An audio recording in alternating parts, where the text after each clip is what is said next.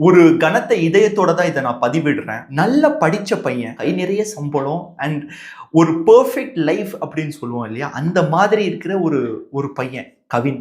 ஓட ஓட துரத்தி கொடூரமா கொலை பண்ணியிருக்காங்க. இந்த இடத்துல எனக்கு ஒரு 3 கேள்விகள் இருக்கு. என்னுடைய முதலாவது கேள்வி, இல்ல இந்த உறவு அப்படிங்கிறது உங்களுக்கு பிடிக்கல அப்படிங்கிறது நல்லாவே தெரியுது. இதை சால்வ் பண்றதுக்கு நிறைய வழிமுறைகள் இருக்கு. ஒருத்தனுடைய உயிர் எடுத்துதான் இது சால்வ் ஆகணும் அப்படின்னு சொல்லி ஒரு 23 வயசு பையன் யோசிச்சிருக்கான் பாருங்க. இதை விட கேவலமான ஒரு விஷயம் இந்த உலகத்துல என்ன இருக்கும்? அதுலயே நம்ம உத்து கவனிச்சு பார்த்தோம்னா அந்த பையனோட சொந்த தங்கச்சியும் தான் காதலிச்சிருக்காங்க. ஏன் அந்த பொண்ணுக்கு எந்த தண்டனையும் இல்லை? ஏன் இந்த பையன் என்ன தப்பு பண்ணா? அப்படி பார்த்தா ஈக்குவலா தானே நீங்க பண்ணியிருந்திருக்கணும். அப்போ ஒரு குறிப்பிட்ட கம்யூனிட்டியை சேர்ந்தவங்க அப்படின்னா அவங்களை நம்ம என்ன வேணா பண்ணலாம் அப்படிங்கிறதோட அர்த்தமாகுது. ரெண்டாவது, ரீசெண்டா ஐயா சைலேந்திர பாபு அவர்களுடைய ஒரு வீடியோ பார்த்தேன். அதுல சொன்ன ஒரு விஷயம், demoralised police will never serve you அப்படிங்கிற மாதிரி. இப்போ கொலை செய்த அந்த கொலை குற்றவாளியோட பெற்றோர்கள் 2 பேருமே போலீஸ் தான். ஏன் அவங்களுக்கு எந்த தண்டனையும் இழைக்கப்படவில்லை? இப்ப இந்த மாதிரி ஒரு எண்ணம் இருக்கக்கூடிய ஒரு வக்கர புத்தி இருக்கிறவங்க, ஒரு கேவலமான சிந்தனை இருக்கிறவங்க தான்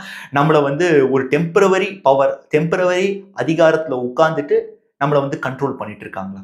மூணாவது, இதுதான் எனக்கு செருப்பால் அடிச்ச மாதிரி இருக்கு. நாங்க மதத்தை பாதுகாக்கும் பாதுகாவலர்கள் அப்படிங்கிற ஒரு கட்சி, ஜாதியை நம்ம ஒழிக்க வேண்டும் அப்படிங்கிற ஒரு கட்சி. இந்த 2 கட்சியும் ஏன் மௌனம் சாதிக்குது? பெருசா எதுவுமே பேசலையே. இப்போ எலெக்ஷன்ஸ் வரப்போகுது. அந்தந்த குறிப்பிட்ட வகுப்பினர்கிட்ட போய் ஓட்டு கேட்கணும். இப்போ ஏதாவது லூஸ் டாக்ஸ் விட்டுட்டோம் அப்படின்னா அந்த டைம்ல போக முடியாது. எதிர்கட்சி அதை கேபிட்டலைஸ் பண்ணிக்குவாங்க அப்படிங்கிற மாதிரியான ஒரு கேவலமான சிந்தனை. நீங்கெல்லாம் தெளிவா தான் இருக்கீங்க. நாங்க தான் முட்டா குதிங்களா இருக்கிறோம். நீங்க இந்த இடத்துல அவங்க பேரண்ட்ஸோட மனநிலையை யோசிச்சு பாருங்க. கஷ்டப்பட்டு படிச்சு அந்த பையன் ஒவ்வொரு ஹேர்டல்ஸா ஜெயிச்சு அதுலயும் சூப்பரா பிரைட் நல்ல ஒரு லைஃப் ஃபார்ம் பண்ணி அவனை ஒரு பிணமா பார்க்கும்போது அவங்க பேரண்ட்ஸ் எப்படி கதறி இருப்பாங்க. இந்த இடத்துல நீங்க அந்த ஜாதி வன்மம் இதெல்லாம் வச்சு ஓரமா வச்சுட்டு அவங்க பேரண்ட்ஸோட சீரியஸாங்க, எனக்கு என்ன சொல்லணும்னே தெரியல. திரு கவின் அவர்களை இழந்து வாடும் அவர்களுடைய பெற்றோர்களுக்கும் அவர்களுடைய உறவினர்களுக்கும் அவர்களுடைய நண்பர்களுக்கும் ஆழ்ந்த அனுதாபங்கள். கவினுடைய ஆத்மா சாந்தியடை எல்லாம் வல்ல இறைவனை வேண்டுகிறோம்.